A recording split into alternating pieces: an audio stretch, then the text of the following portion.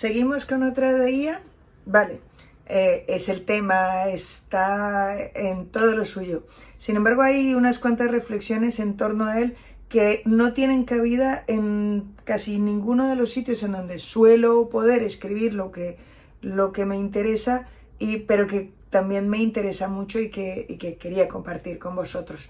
Hay una reflexión en torno a cómo la IA ha llegado y al tipo de irrupción tecnológica que supone la IA, que me parece muy interesante. Cuando llegó la web 2.0, para los más jóvenes del lugar, sabed que la web 2.0 es esa web que vosotros conocéis, en la que cualquier persona sin conocimientos de programación puede básicamente hacer lo que quiera, es decir, subir un vídeo, subir un blog, tener una cuenta en la que sube material, audio, vídeo, lo que le dé la gana, sin tener prácticamente ningún conocimiento, y además en la que todo se organiza teniendo como fuente de información la información de otras personas. Es la web del colectivo, esa web 2.0 en la que cualquiera puede hacer cualquier cosa y además se organiza gracias a las llamadas folksonomías. Claro que había web antes de eso, y de hecho antes de la web existía la internet. Antes de la web, pero bueno, la web anterior a la web 2.0 era una web especializada. Y eso terminó cuando llegó la web 2.0 y empezamos a poder hacer cosas en internet de forma libre y descontrolada. Hablábamos de los makers, de la gente que hacía cosas en internet, es decir, de toda esa generación de material en el que yo decidía cuál era la herramienta que quería usar o qué era lo que quería generar, y entonces buscaba una herramienta que lo hiciera.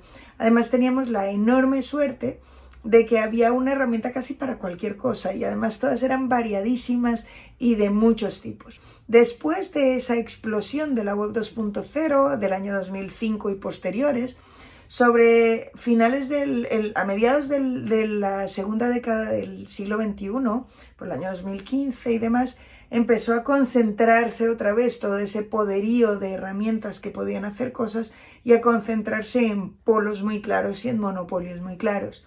Ahí nacieron los monopolios, ahí se consolidaron los monopolios no solo del software, que eran ya monopolios muy claros, sino el monopolio de las apps, el monopolio de la web, en donde ya YouTube, Blogger, Flickr y tal, no eran de cada uno de un dueño, sino que todos empezaron a concentrarse, Meta y Google básicamente, pero más actores.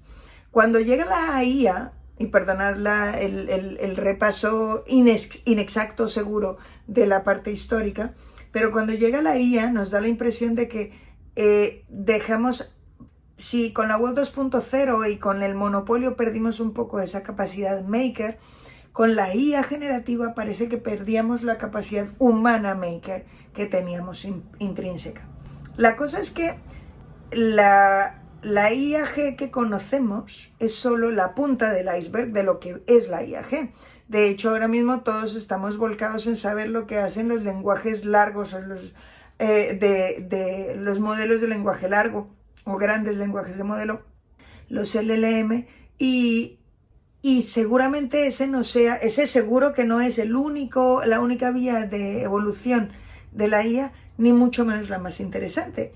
Lo que pasa es que esta evolución ahora mismo ha sido muy espectacular, muy disruptiva, pero tendremos que ver hacia dónde se dirige, porque este ritmo de crecimiento no es sostenible. Y de hecho, lo que está produciendo no es ni mucho menos algo, seguramente lo que nos interesa que produzca. De hecho, se están haciendo muchas pruebas para ver cuánto es lo que nos produce, dándonos lo que nos está dando. Es decir, producir esa generación de cosas es carísimo en términos de computación, en términos de electricidad, en términos de consumo. Es carísimo, es muy poco sostenible. La cuestión es, ¿y qué nos está ofreciendo a cambio? ¿Y quién se lo podrá permitir? Porque de momento muchas de esas herramientas son gratuitas, pero lo cierto es que no es sostenible que lo sean. Y los niveles premium van a ser mucho más caros, y de eso se está hablando mucho también. Pero hay una cosa más. ¿Qué pasará o a dónde iremos? Porque ya los buscadores están implementando el uso de inteligencia artificial dentro de los buscadores. El problema es que esa inteligencia dentro de los buscadores da una serie de resultados que no son los que los verdaderos clientes de los buscadores buscan. Cuando nosotros hablamos de que Google es un gran buscador, siempre se ha dicho y siempre hemos afirmado que Google lo que es una gran empresa de publicidad, porque gracias a lo que vendía, pues podía colocar anuncios de forma muy estratégica.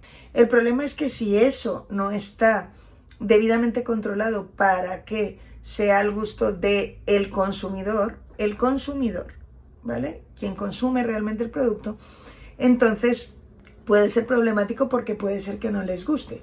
De hecho, hablaba con un amigo, hablaba sobre el hecho de que al implementar este tipo de tecnologías dentro de los buscadores, por ejemplo, era un caso que nos llamaba la atención, el resultado hacía que muchos de los clientes habituales no estuvieran a gusto con lo que estaban recibiendo. Y entonces nos surgía la duda, ¿entonces nos escaparemos de esos grandes monopolios de apps? ¿Volveremos a buscar cada aplicación para hacer cosas diferentes? ¿Volveremos a buscar una aplicación por cada cosa? ¿Volverá a tener sentido pensar en cómo organizar nuestro entorno de herramientas, como lo hacíamos, por ejemplo, en Symbaloo? Symbaloo tenía sentido cuando hacíamos ese tipo de criba de herramientas o de criba de sitios web. Si no nos gusta lo que nos está dando un determinado buscador y empezamos a necesitar esas cosas, ¿volveremos ahí? El futurismo se me da fatal, ya lo sabéis. Pero son cuestiones que deberíamos mantener ahí, porque son cuestiones a las que subyace otra vez qué significa aprender, qué significa hacer, qué significa pensar y qué significa la tecnología en los tiempos que vivimos. No es baladí, pero son cosas que deberíamos pensar. Seguimos. Chao.